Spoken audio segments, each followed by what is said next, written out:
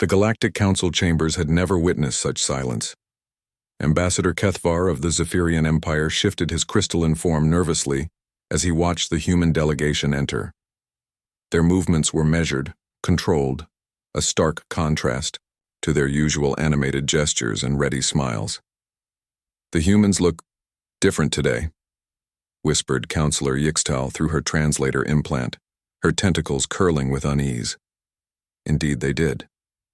Gone were the warm expressions that had made humanity so endearing to the galaxy's younger species. Gone were the quick laughs and self-deprecating jokes that had made them seem harmless, almost childlike in their enthusiasm for galactic citizenship.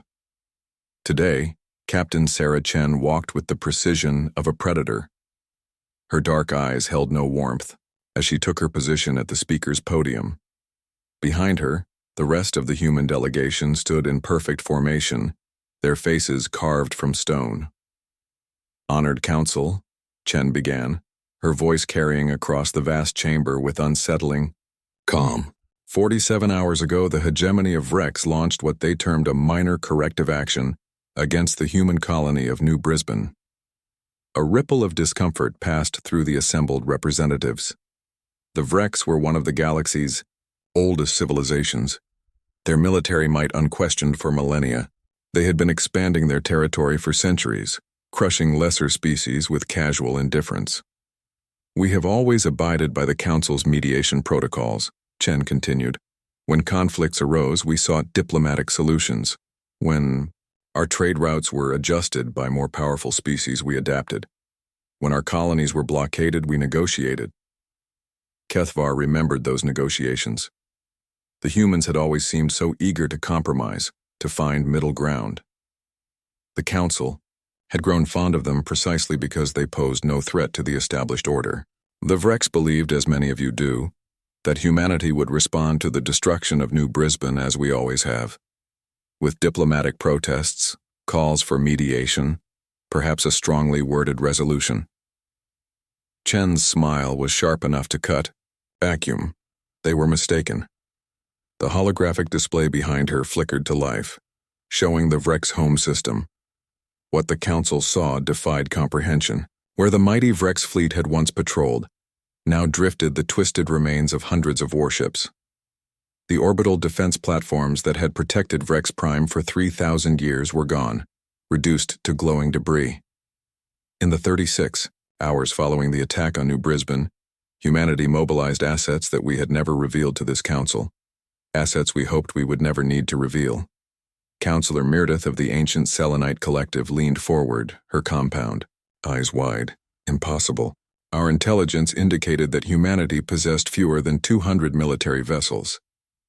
"Your intelligence was correct," Chen replied.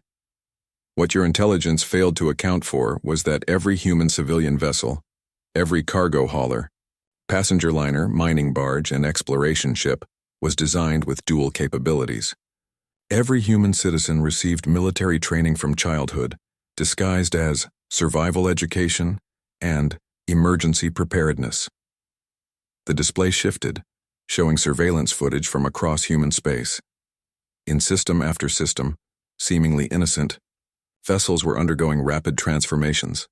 Cargo holds opened to reveal weapon batteries, passenger compartments reconfigured into command centers, mining ships deployed military-grade sensors and targeting systems. "You see, esteemed Council members, humanity learned long ago that the universe is not kind to the unprepared. Our own history taught us that peace is precious precisely because it is fragile. We built our entire civilization around a simple principle: hope for peace, prepare for war." Vrex Ambassador Thekmore finally found his voice, his mandibles clicking with indignation.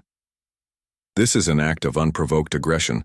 The destruction of our fleets was proportional response." Chen cut him off, her voice dropping to a near whisper that somehow filled the chamber. "You killed 57,000 human civilians, families, children. You reduced them to atoms because you believed we were weak." She stepped closer to the Vrex ambassador, and for the first time in his 200-year lifespan, Thekmore felt prey instincts that his species had forgotten eons ago. "But we are not weak, Ambassador. We are patient. We are hopeful. We prefer to build rather than destroy.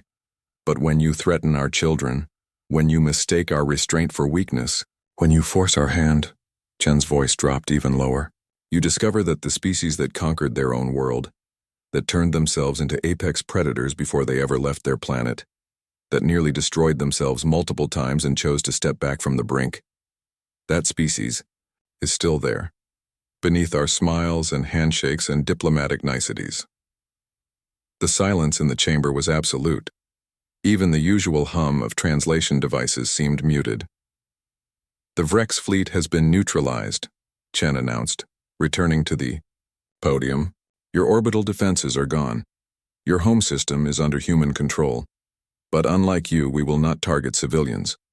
Unlike you, we understand the difference between justice and massacre." She gestured to her aide, who activated another display. This one showed human medical ships already en route to Virex space. "We will provide humanitarian aid to your people. We will help repair the infrastructure necessary for civilian life. But your military will remain permanently disabled, and reparations for New Brisbane will be paid in full." The Counselor Prime, ancient even by galactic standards, slowly rose from his ceremonial throne. "And if the Vrex refuse these terms?" Chen's smile returned, but there was no warmth in it. Only the terrible patience of a species that had learned to survive by being more ruthless than anything else in their corner of space, and the wisdom to know when that ruthlessness was necessary.